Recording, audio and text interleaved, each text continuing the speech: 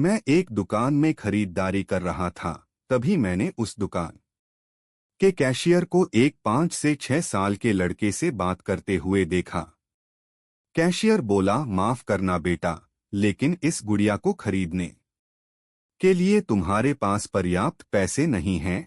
फिर उस छोटे से लड़के ने मेरी ओर मुड़कर मुझसे पूछा, अंकल, क्या आपको भी यही लगता है कि मेरे पास पूरे पैसे नहीं हैं? मैंने उसके पैसे गिने और उससे कहा, हाँ बेटे, यह सच है कि तुम्हारे पास इस गुड़िया को खरीदने के लिए पूरे पैसे नहीं हैं।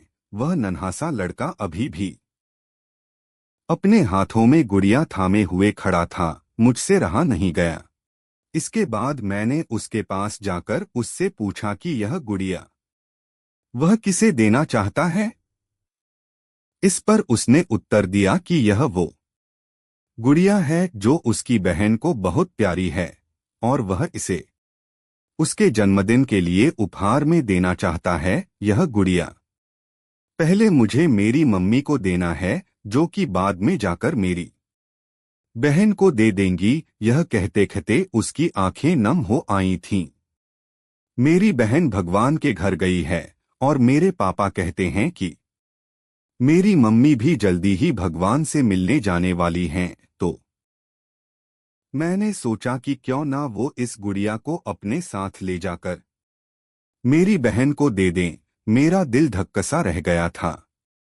उसने ये सारी बातें एक सांस में ही कह डाली और फिर मेरी ओर देखकर बोला, मैंने पापा से कह दिया है कि मम्मी से कहना कि वो अभी ना जाएं, वो मेरा दुकान से लौटने तक का इंतजार करें। फिर उसने मुझे एक बहुत प्यारा सा फोटो दिखाया जिसमें वह खिलखिलाकर हंस रहा था। इसके बाद उसने मुझसे कहा, मैं चाहता हूं कि मेरी मम्मी मेरा यह फोटो भी अपने साथ ले जाएं, ताकि मेरी बहन मुझे भूल नहीं पाए। मैं अपनी मम्मी से बहुत प्यार करता हूं और मुझे नहीं लगता कि वो मुझे ऐसे छोड़ने के लिए राजी होंगी, पर पापा कहते हैं कि उन्हें मेरी छोटी बहन के साथ रहने के लिए जाना ही पड़ेगा।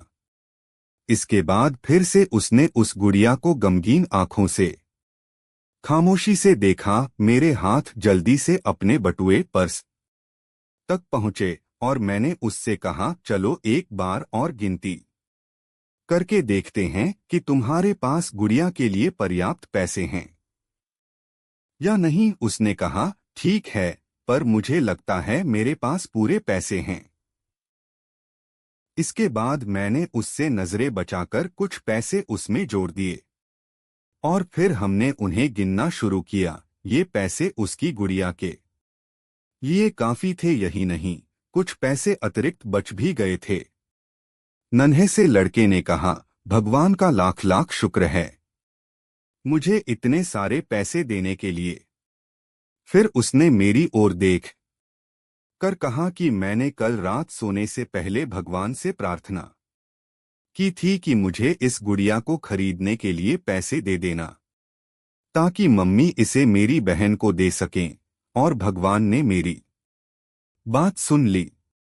इसके अलावा मुझे मम्मी के लिए एक सफेद गुलाब खरीदने के लिए भी पैसे चाहिए थे, पर मैं भगवान से इतने ज्यादा पैसे मांगने की हिम्मत नहीं कर पाया था।